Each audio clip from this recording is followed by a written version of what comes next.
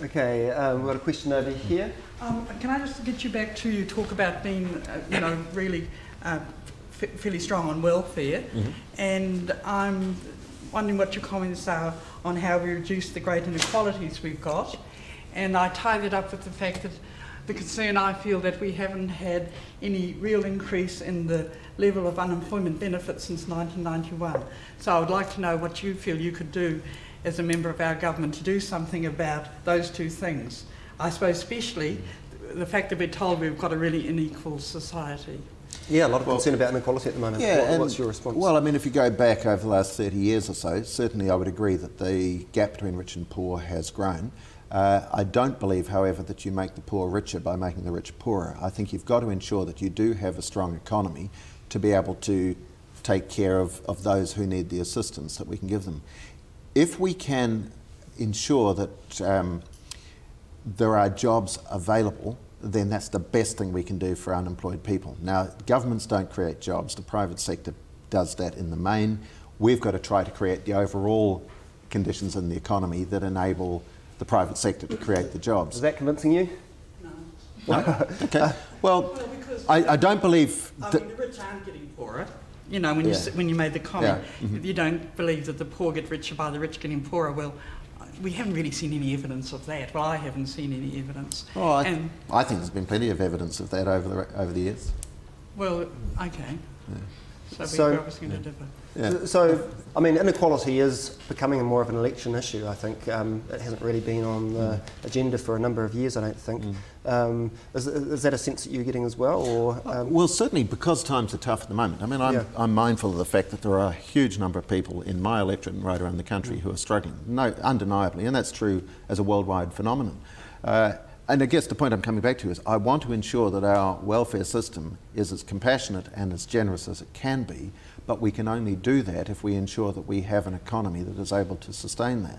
And we've also got to ensure that we have welfare there as, I mean, you'll have heard this before, as a hand up, not a hand out. We don't want people getting stuck on welfare for life, because actually that's the worst thing we can do, trapping them in that sort of system. I really believe we should be doing everything we can to say, okay, well, if you need welfare, let's put all the focus on trying to get you off welfare and back into work, because long term you'll then become self-reliant, and that's the best way out of poverty or a low-income existence. Okay, we've got a couple more questions from the audience at the back. Yeah. How come we can afford a retirement age of 65? How come we can afford it? Yeah. Well, because at the moment we can. But should that be prioritised over that wider welfare that we've been talking about in the last couple of questions? Like, if people were compelled to, well, not compelled to work, but if perhaps we didn't introduce welfare till 67 or something, we might be able to take some of that money and put it to much better use. So that's a good question. Are we prioritising as a society too much sort of state resources for elderly, regardless of how rich they already are, at the expense of... well, I think it's very important that you give older people absolute security. I mean, a lot of New Zealanders still remember the changes of the late 80s and early 90s, and that is really cruel, because if you're past retirement age or you're close to it and suddenly the rules change, that is incredibly unfair. You can't plan, to change it. So it may well be an issue that your generation will end up looking at, because after all, we know we've got an ageing population. I'm not saying that my generation shouldn't be looking at it. I'm just saying that you're probably going to be considering this issue within the next few years as you look to what provision do you want to make for your age group, whereas I'm conscious of the fact that at the moment, coming back to your original question, yes, we can afford super at the level that it's at the moment. And don't forget that John Key gave that commitment to older New Zealanders when he was campaigning to be Prime Minister back in 2008, and he's kept his promise. And I think that's really important, if you make a commitment, that you honour that commitment if you're elected to high office. Yeah, but it's kind of shut down a lot of the discussion, isn't it? Possibly, but we're having it here today. It is going to be a discussion that people will have, no question of that. Whoever does it is going to face a lot of wrath from Yeah. it's going to happen at some point. Well, as I say, it's more likely, I guess, to be younger people who will make that decision for those who are middle-aged and younger now. You might be right. Time will tell. There's always room for new issues in politics. It's not being discussed hugely up my way at the moment. Okay, another question in the middle here. I don't think that the age for receiving the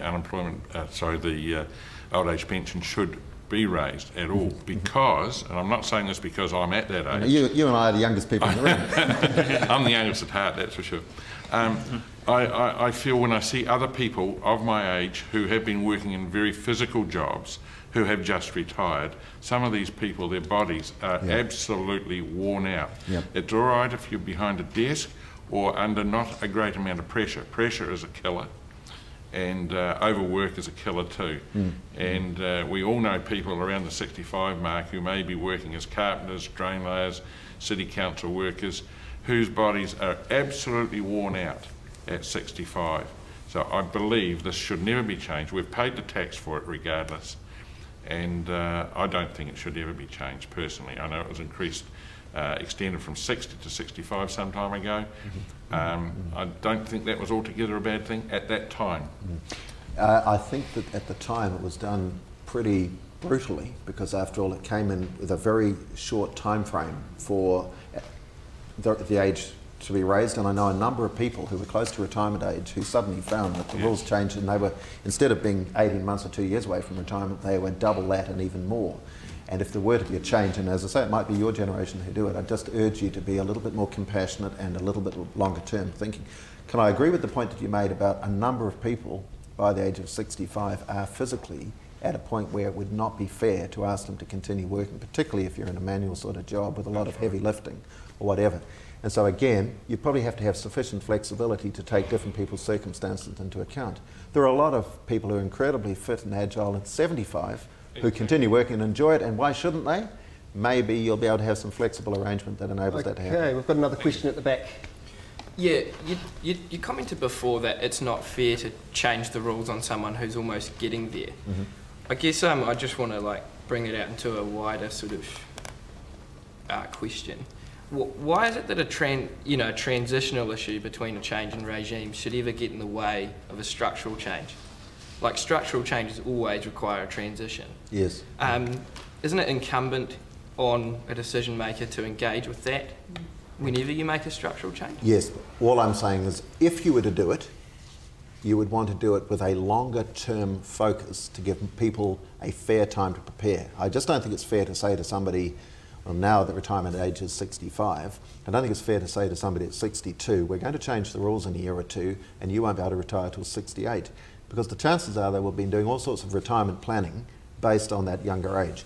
So I'm saying that if at some stage in the future you were to make a change, do it in such a way that people have a fair opportunity to plan for it. And that probably means at least 10 years, maybe longer, before they would be qualifying under the current rules for retirement. Okay, Finn at the front has got another question. Yeah, just quickly, so as not to give you a free pass in the Bill English, John Key thing. And you were talking about welfare. Don't hold back, everyone. Yeah, no, talking about welfare and the importance of reducing inequality and stuff like that. Yeah. So don't you think we should give tax cuts to people that need it more rather than the overwhelming majority to higher earners? Well, we already have. You have given to lower earners as well. You've given tax cuts to everyone, but mathematically you could not argue that the majority of them haven't gone to people at the top. Well, that's because the people at the top do pay the most tax. I mean, if you're on a high income, you're paying the most tax. It's impossible to give those at the top end the same sort of reduction in dollar figure as those at the bottom end. But one of the things that we have done is ensured that 3/4 of New Zealanders are now paying a top income tax rate of 17.5 cents in the dollar. Now, last night I was in the House for the valedictory speech of Sir Roger Douglas. Now, even if you don't know too much about him, you'll probably know who he was. When he came in as Minister of Finance in the Longi Labour government and they made major changes to the economy, New Zealand's top tax rate was over 60 cents in the dollar. Can you imagine that? Now, over time there's been a huge change. He was the man who brought in GST, so obviously direct tax could come down as indirect tax was introduced. I think the move that we've made, further away from taxing people's incomes into a consumption tax, because even if you're on a low income, and I accept that you don't have a huge amount of discretionary spending, you can still have greater control over how much you're being taxed if it's based on your purchasing than if it's based on your income.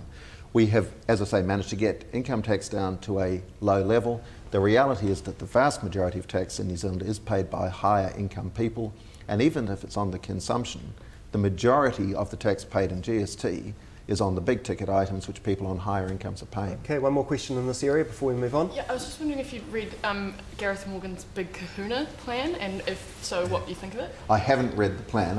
I have heard Gareth Morgan speak, and he's always interesting and worth listening to.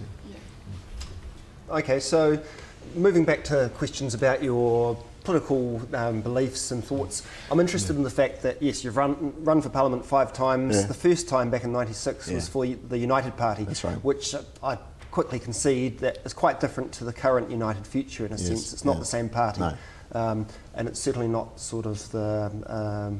well, it was in the era, wasn't it, when Labour and National MPs left their parties to set up a centre party. That's exactly what it was about. So why did you join them? Were you a National member before that, by the way? I wasn't a member of National. I had... actually, I may have been briefly, for a brief time. But certainly I would have voted National in 1990 and 93. Yeah. Then in 93, at the referendum, New Zealand voted to bring in the MMP system. Yeah. And a lot of National and Labour MPs said, we are going to have coalition governments in the future.